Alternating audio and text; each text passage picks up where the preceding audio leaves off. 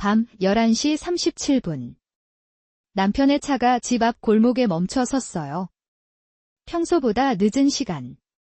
그런데 조수석에서 내린 건 남편이 아니었어요. 그녀는 누구였을까요? 불안한 예감이 온몸을 휘감았죠.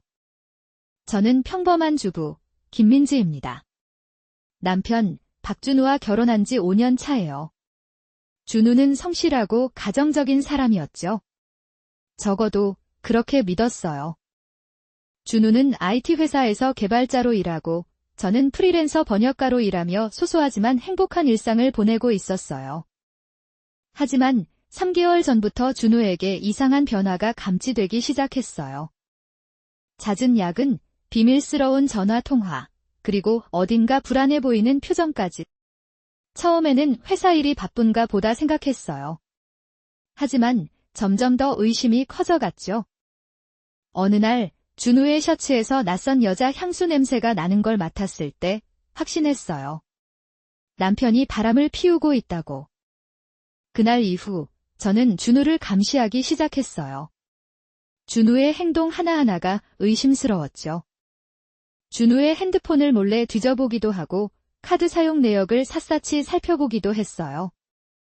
그러던 어느 날 준우의 노트북에서 이상한 파일을 발견했어요. 프로젝트 M이라는 이름의 폴더 안에 수상한 문서들이 가득했죠. 문서들을 열어보니 암호화된 데이터와 알 수 없는 코드들로 가득 차 있었어요. 마치 비밀 작전이라도 수행하는 것처럼 보였죠. 저는 더욱 혼란스러워졌어요. 남편이 대체 무슨 일을 하고 있는 걸까요? 바람을 피우는 것도 모자라 회사에서 무슨 문제라도 일으키고 있는 걸까요? 더 이상 참을 수 없었던 저는 준우에게 직접 물어보기로 결심했어요. 준우 씨, 요즘 왜 이렇게 늦게 들어와요? 그리고 그 여자, 누구예요? 준우는 당황한 표정으로 말을 더듬었어요. 민지야, 그게 사실은 회사에 급한 프로젝트가 있어서 그리고 그 여자는 그냥 회사 동료야. 하지만 저는 준우의 말을 믿을 수 없었어요. 그의 눈빛은 불안했고 목소리는 떨리고 있었죠. 거짓말. 다 거짓말이잖아요. 내가 당신 핸드폰도 봤고 노트북도 봤어요. 프로젝트 M이 뭐예요? 그 여자 향수 냄새는 뭐고? 저는 준우에게 소리쳤어요. 준우는 아무 말도 하지 못하고 고개를 숙였죠. 그때 준우의 핸드폰이 울렸어요. 발신자는 강 팀장. 준우는 전화를 받더니 더욱 굳은 표정으로 방으로 들어갔어요. 저는 몰래 문틈으로 엿봤죠. 네, 팀장님. 알겠습니다. 최대한 빨리 처리하겠습니다. 준우는 다급하게 말했어요. 전화를 끄는 준우는 깊은 한숨을 쉬었어요. 그리고는 옷을 갈아입고 밖으로 나가려고 했죠. 어디 가요? 또 그 여자 만나러 가는 거예요. 저는 준우를 붙잡고 물었어요. 준우는 잠시 망설이더니 마침내 입을 열었어요. 민지야. 사실 준우의 목소리는 떨리고 있었죠. 내가 민지 너를 보호하기 위해서 거짓말을 한 거야? 준우의 말에 저는 어안이 벙벙했어요. 저를 보호하기 위해서 거짓말을 했다니 대체 무슨 소리일까요? 준우는 깊은 숨을 들이쉬고 모든 것을 털어놓기 시작했어요. 민지야, 사실 내가 다니는 IT 회사는 겉으로는 평범한 회사처럼 보이지만 뒤로는 불법적인 일을 하고 있어. 그들은 개인정보를 불법적으로 수집하고 판매하고 해킹을 통해 기업의 비밀을 빼돌리고 심지어는 돈 세탁까지 하고 있어? 저는 충격에 휩싸였어요.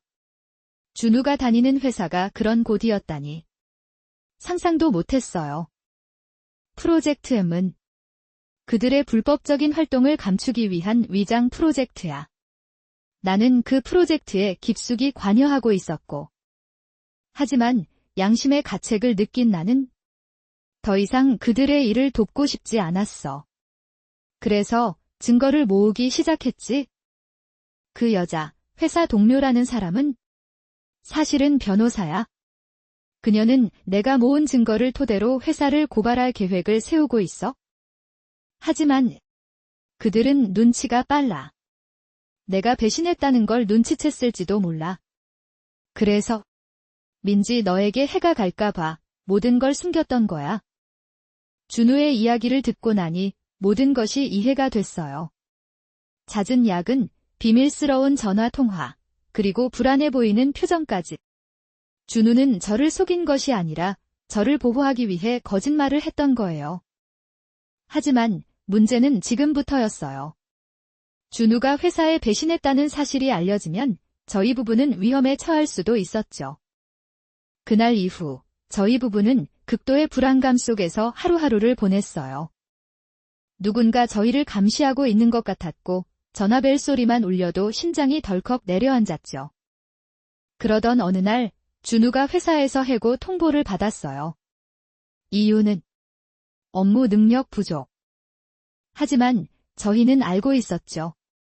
그것은 단순한 해고가 아니라는 것을.